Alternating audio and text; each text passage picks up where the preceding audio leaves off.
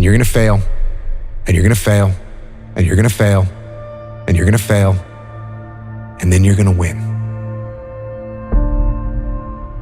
And that's life. Life without those challenges, it's just existence. Don't just exist. Go live. Eventually, inaction will cost you, but your default setting should be, I'm gonna do something. Just get up, move towards that challenge, and go attack it. Go do something that's hard.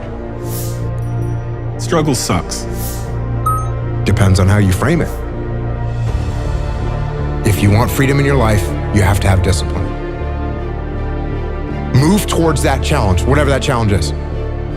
And you may be successful and you may not be successful, but you will be better. And the next challenge, you're gonna be more prepared for. Because we're gonna have wins, we're gonna have losses. We're gonna have successes, we're gonna have failures.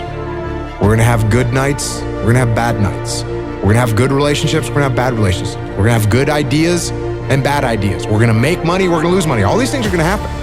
And if you oscillate emotionally up and down drastically, it's gonna be problematic. Embrace those emotions, but don't let those emotions embrace you. Keep pushing through things that suck. This is a very difficult thing to do because it hurts. I'm gonna go forward, I'm not gonna quit, so I'm gonna go forward, bring it on.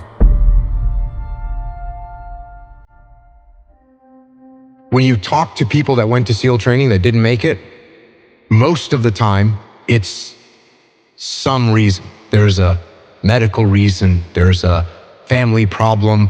There's very few people that look at you and say, oh, I quit because it sucked, which is what happens to the vast majority of people. The vast majority of people that don't make it through SEAL training, they didn't make it through because they quit.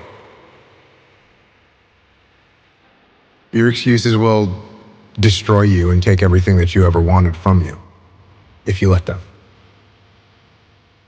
When your excuses make you feel a little bit better about the fact that you didn't execute on what you needed to execute on, then they can make you feel better, but they're not helping you. They're not helping you at all. This went wrong, this failed, didn't accomplish this, and it's not the fault of my boss, it's not the fault of my girlfriend, it's not the fault of my parents, it's not the fault of the weather, it's my fault. And I'm gonna take ownership of it and I'm gonna fix it. That's what extreme ownership is. Because when you look around at your life and you look around at your job and your financial situation and your relationship and your physical health, and when you look at all those things and all the problems that you may have with those things, and you say, the reason I have all those problems is because of me, that can hurt, that can sting. And a lot of times our ego rejects that and makes excuses and lies. And then we don't have to change anything. And then nothing changes. When the excuses all go away and people can actually confront the fact that this is all because of me, it hurts, but is also unbelievably empowering. Because the more discipline you have in your life, the more freedom you will end up with. So if you lack the discipline to exercise and eat healthy, you will end up being a slave to disease. If you lack the discipline to work hard, save your money, you will end up a slave to finances. If you lack the discipline to manage your time correctly, you will end up with no free time. If you have self-discipline, if you have the discipline to save your money and work hard and invest your money properly, if you have the discipline to manage your time correctly and not waste a bunch of time, if you have the discipline to exercise and eat healthy, you will end up with freedom. You're gonna start to progress in every aspect of your life. And you'll see that if you have that kind of discipline right now, you're gonna end up with freedom. If you have discipline, you will attain freedom. Go try and accomplish something that's hard. You may win, you may lose, you may succeed, you may fail. I'll tell you what, you'll be better. And if you don't have that kind of discipline, and you don't work hard and you don't exercise and you don't apply yourself, you're gonna end up shackled. So if you're in the woods and you don't know where to go, start walking. You gotta start walking because the perspective's not gonna change. You have to start moving forward. But standing there lost and not doing anything is just waiting to die, waiting to starve to death. Don't let that happen. I think it's really important because as men, we get conflicting messages about emotion and how to express it and what that looks like. And there's a lot of men struggling right now. Every human faces challenges, and you don't know what they've been through. Suppressing them isn't going to help, and nor is letting them run your life. Because you're sad, now you're going to make a bunch of bad decisions because you're sad. No, it doesn't work like that. It doesn't work like that. You're sad, okay. You get emotional sometimes, okay. Got it. Now, get control of your emotions and carry on with your life.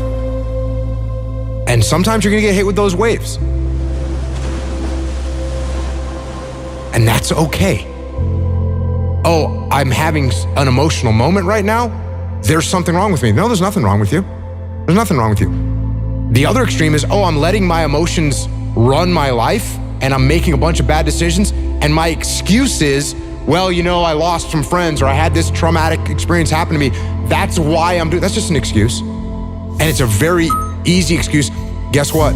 It's time to carry on. Remember, don't dwell. I'm in control.